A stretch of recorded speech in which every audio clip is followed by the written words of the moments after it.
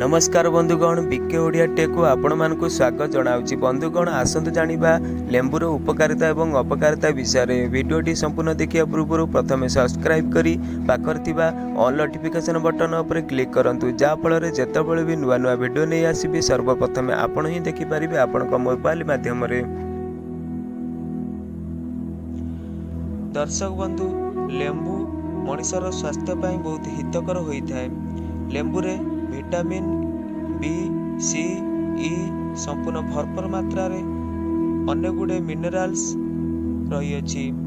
लेंबू शरीर पाई बहुत उपकार होइथाय एवं केतक स्थल रे लेंबू पानी शरीर पाई बहुत अपकार मध्ये परिणत होइथाय। लेंबू शरीर पाई हितकारक अटे। खरा दिन रे जदि आपण माने लेंबू पानी पिउचंती एहा आपणक शरीर को अंशुघात कबल मध्य रक्षा करिथाय। शरीर रक्त को मध्य परिष्कार रखिथाय। या छड़ा शरीर रोग प्रतिरोधक शक्ति मध्य बढ़ाई थाय। त्वचा को उज्जवल एवं निर्मल करिथाय। खरा दिन रे लेंबू पानी रो अधिक चाहिदा रहिछि। घर हेउ बा रेस्टोरेंट होटल हेउ बा मेडिकल सबुआडे लेंबू पानी रो गुरुत्व को नहीं चर्चा होइछि। लेंबू पानी रो गुरुत्व को जानिला परे एबे अधिकांश लोक चा और कॉफी बदल रे लेंबू पानी पीबा को पसंद करुछंती। लेंबू उभय खरा दिन शीत दिन एवं वर्षा दिन रे मध्य आपण मान व्यवहार करि परिबे। लेंबू को आपण खाद्य रे खाई परिबे किंबा शरबत करी मध्य पी परिबे।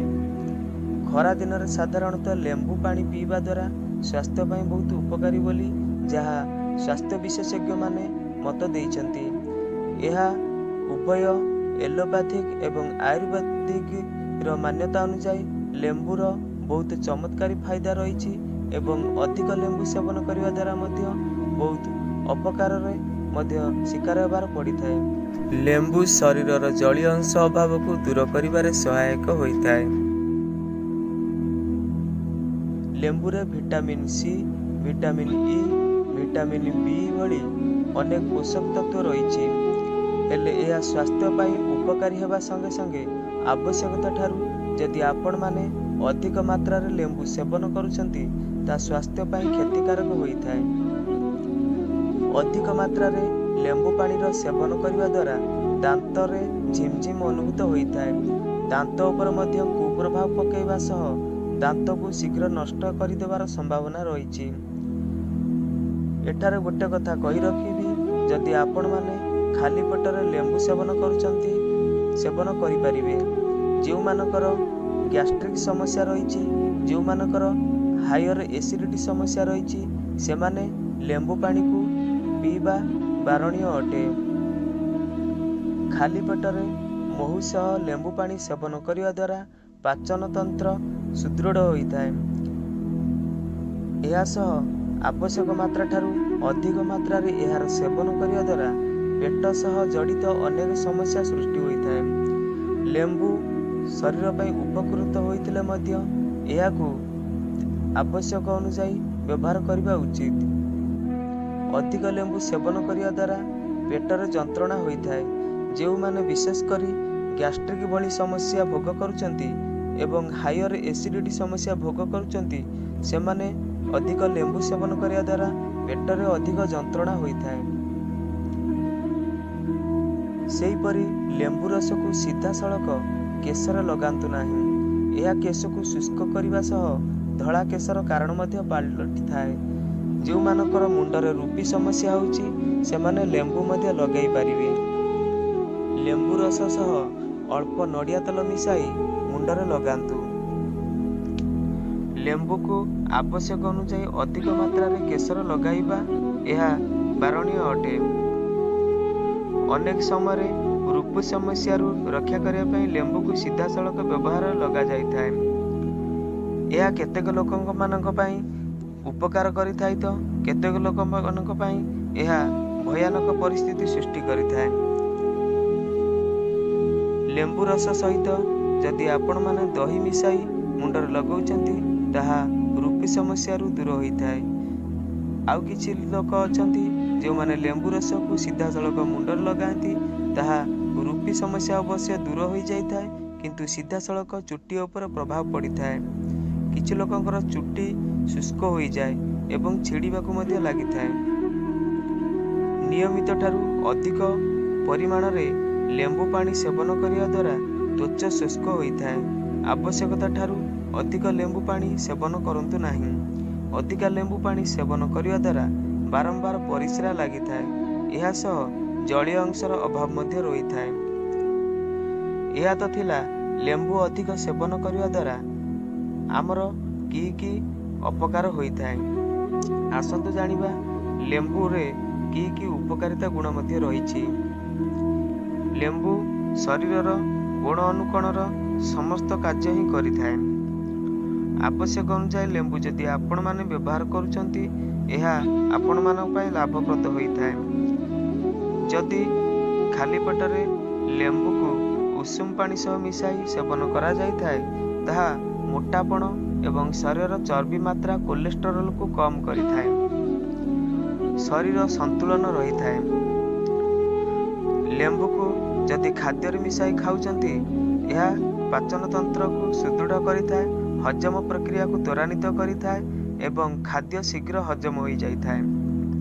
ଲେମ୍ବୁ ରସ ଖାଇବା ଦ୍ୱାରା ପେଟର କୃମି ନାଶ ହୋଇଥାଏ। ଶରୀରରେ ଥିବା ବିଭିନ୍ନ ପ୍ରକାରର ବ୍ୟାକ୍ଟେରିଆ ତଥା ଜୀବାଣୁ ନାଶ ହୋଇଥାଏ। ଏହା ଛଡ଼ା ଲେମ୍ବୁ ରସ ପେଟ ଭିତରେ ଲିଭରକୁ ମଧ୍ୟ ପରିଷ୍କାର ରଖିଥାଏ।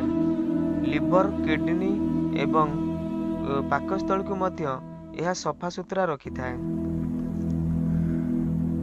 ଏହା ଛଡ଼ା ଆମେ ଯଦି ଲେମ୍ବୁ ରସକୁ ଶରୀର ଉପରେ ବ୍ୟବହାର କରୁଛନ୍ତି, ଯେପରିକି ତ୍ୱଚାରେ ମାଲିସ କରିବା, ଚର୍ମ ଉପରେ ଯଦି ଲେମ୍ବୁ ରସ ଅଳ୍ପ ନଡ଼ିଆ ତେଲ ମିଶାଇ ଆପଣମାନେ ମାଲିସ କରୁଛନ୍ତି, ତାହେଲେ ଶରୀରରେ ବିଭିନ୍ନ ପ୍ରକାରର ଜୀବାଣୁ ନାଶ ହୋଇଥାଏ। ଚର୍ମ ଉପରେ ଚର୍ମ ରୋଗ, କୁଣ୍ଡେଇ ହେବା, ଫଳିଯିବା ଏସବୁ ସମସ୍ୟାରୁ ମଧ୍ୟ ମୁକ୍ତି ମିଳିଥାଏ। ଲେମ୍ବୁ ରସକୁ ଯଦି କେଶରେ ଲଗାଉଛନ୍ତି, ଏହା କେଶକୁ ମଜବୁତ କରିଥାଏ, କେଶକୁ ଉପଯୁକ୍ତ ପୋଷକ ତତ୍ତ୍ୱ ମଧ୍ୟ ଯୋଗାଇଥାଏ। ମୁଣ୍ଡରେ ଯେଉଁମାନଙ୍କର ବାରମ୍ବାର ଚୁଟି ଝଡ଼ୁଛି, ସେମାନେ ମୁଣ୍ଡରେ ଲେମ୍ବୁ ରସ ଲଗାଇ ପାରିବେ। କିନ୍ତୁ ଗୋଟିଏ କଥା ମନେ ରଖିବାକୁ ପଡ଼ିବ ଯେ ଲେମ୍ବୁ ରସ ସହିତ ଅଳ୍ପ ଦହି ମିଶାନ୍ତୁ କିମ୍ବା ଲିମ୍ବପତ୍ର ରସ ଅଳ୍ପ ନିଅନ୍ତୁ, ଏହାକୁ ମୁଣ୍ଡରେ ମାଲିସ କରନ୍ତୁ।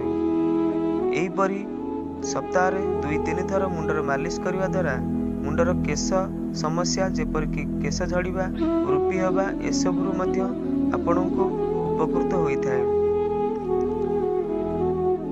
ଏହାକୁ ଛାଡ଼ି ଲେମ୍ବୁ ରସ ସହିତ ମଧ୍ୟ ଅନ୍ୟାନ୍ୟ ଉପକରଣ ଯେପରିକି ମହୁ ମିଶାଇ ଖାଇବା ଶରୀର ପାଇଁ ମଧ୍ୟ ଲାଭପ୍ରଦ ହୋଇଥାଏ।